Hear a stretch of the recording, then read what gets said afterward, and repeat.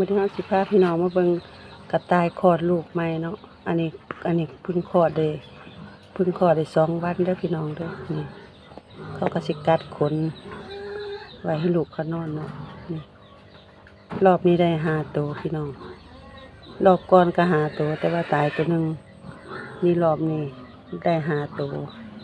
หลอดเบิดทุกตัวเนาะพี่น้องลูกแม่หมวยนี่หมวยนี่ลูกแม่หมวยหลาเลี้ยงลูกดีๆเด้อยินบ่นี่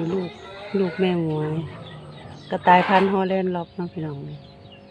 ลูกแม่หมวยนี่ลูกเพิ่น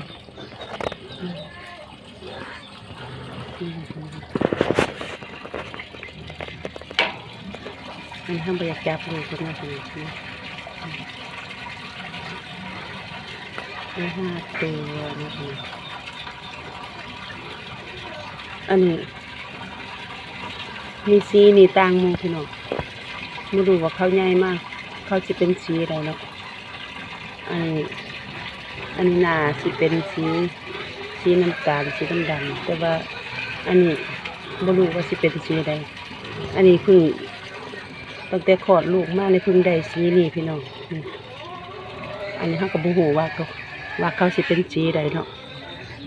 นี่พี่น้องได้ถามเขาอายุได้10 กว่ามื้อก็ฮู้แล้วพี่น้องว่าเขาสิเป็นสีใดเนาะอันนี้เขายังเบิ่งเขาบ่ออกส่วนหลายเขาสิได้สีพ่อกับสีแม่เขาเนาะ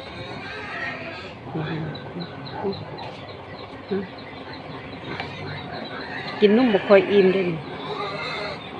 ถ้าเขากินนุ่มอิ่มมาท้องเขาก็สิใหญ่ๆกว่านี้นี่พี่น้องนี่สีต่างหมู่นี่แต่เฮาก็บ่ฮู้ว่าเขาสิเป็นสีใดเนาะ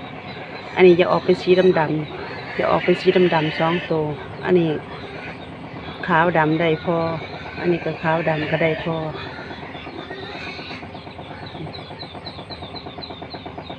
อันนี้ดีเฮาถ่ารุ่นเบิ่งสีนี่ว่